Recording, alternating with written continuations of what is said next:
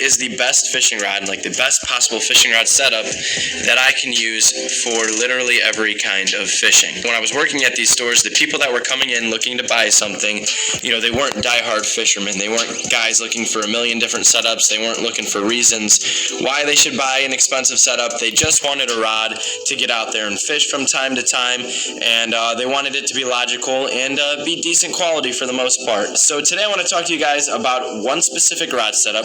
This is going to be a reel combination and a rod combination based on size and power that's going to allow you to, for the most part, fish for whatever you want. I grabbed a couple of rod setups right here just to give you guys a good example. So to be able to do this, guys, to get out there, just fish a pond, whatever it may be, this is the kind of setup that I would recommend you would use. This right here is actually a fishing combo, but the rod that you guys are going to want in this setup is going to be a 6'6" to a 7-foot medium action rod. I recommend medium.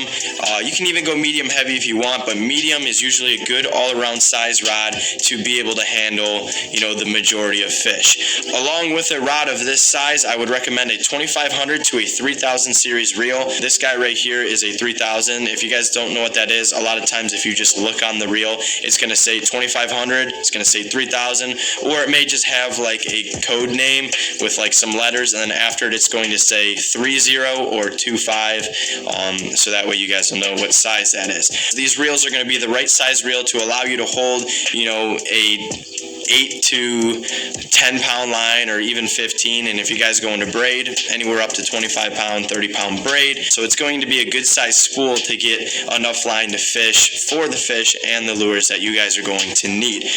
So yeah, boom, that's it right there. Before you guys go ahead and ask why I didn't choose a bait caster, bait casters are complex. It takes some skill to be able to use a bait caster. A spinning reel is a good reel that's going to allow you to fish the majority of the baits. It's not going to give you troubles. Most people can cast one of these, and it's just a good size rod to have all the time. Along with that, this size, you're going to be able to get it in a 1-piece, or you're also going to be able to get it in a 2-piece. The majority of the size of these rods, you're going to be able to find both those options. This right here, guys, that's really all you need to know, and this is what I grew up learning on, was just a medium spinning rod, and I fished everything. I didn't care what you were doing. And if you guys are going to make comments and say, oh, you can't catch giant catfish or carp or anything on these size rods because they're going to break, you absolutely can. Throw some braid in there, make sure you set your drag correctly, and as long as you know how to angle that fish correctly, I can guarantee you'll get it to the shore, or you'll get it to the boat. This is a good travel rod that I use all the time when I just need to do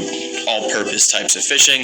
It's a 2-piece 6'6" rod. It's a medium action, and this is a size 30 reel, or a 3000 series reel. It's a good all-around rod for me. I have it stringed up with 10-pound mono, and this is a rod that I used alongside of the boat. I drop shot with it. I walleye fish with it. I'll go pond hop for bass with it. If I'm really getting bored and the fish aren't biting and I want to throw something out for catfish and stuff, should you do it? Not so much, but it handles just fine, when it does put me in that position, I guess. So there you guys have it. That's really all you need to know. I hope I gave you guys